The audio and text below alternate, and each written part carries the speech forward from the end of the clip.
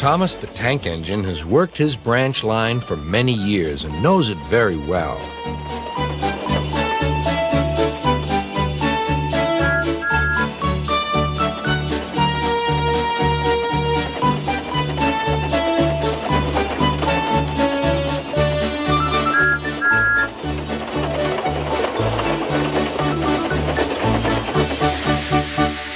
You know just where to stop, Thomas, laughed his driver. You could almost manage it without me.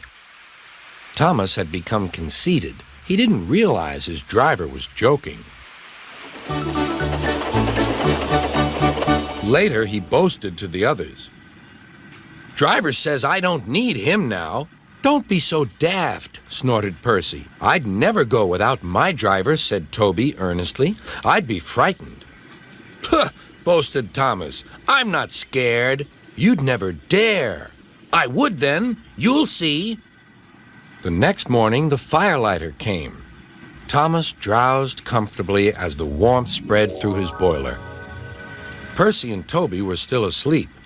Thomas suddenly remembered. Silly stick in the muds, he chuckled. I'll show them. Driver said I could manage without him.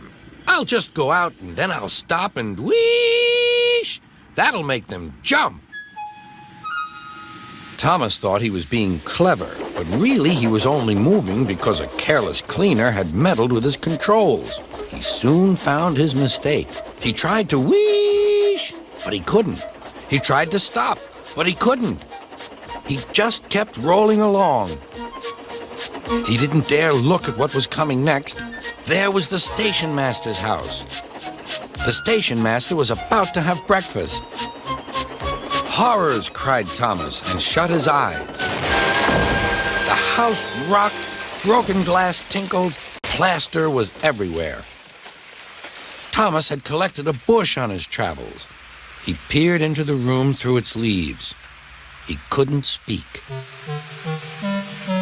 The station master was furious. His wife picked up her plate. You miserable engine, she scolded. Just look what you've done to our breakfast. Now I shall have to cook some more. She banged the door.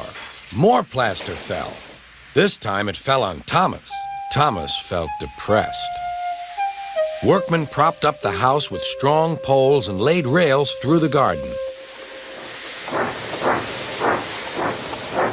Then, the Scottish twin engines Donald and Douglas arrived.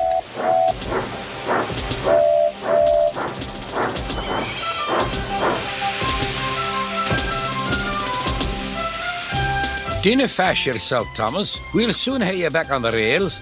They laughed.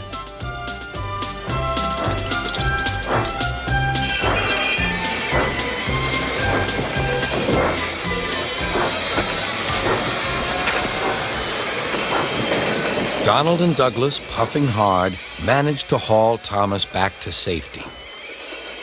Bits of fencing, the bush, and a broken window frame festooned his front, which was badly twisted. The twins laughed and left him. Thomas was in disgrace. There was worse to come. You're in a lot of trouble, Thomas. I know, sir. I'm sorry, sir. Thomas's voice was muffled behind his bush. You must go to the works and have your front mended. It will be a long job. Yes, sir. Meanwhile, a diesel rail car will do your work. A diesel, sir? Thomas spluttered. Yes, Thomas. Diesels always stay in their sheds till they are wanted. Diesels never gallivant off to breakfast in station masters' houses.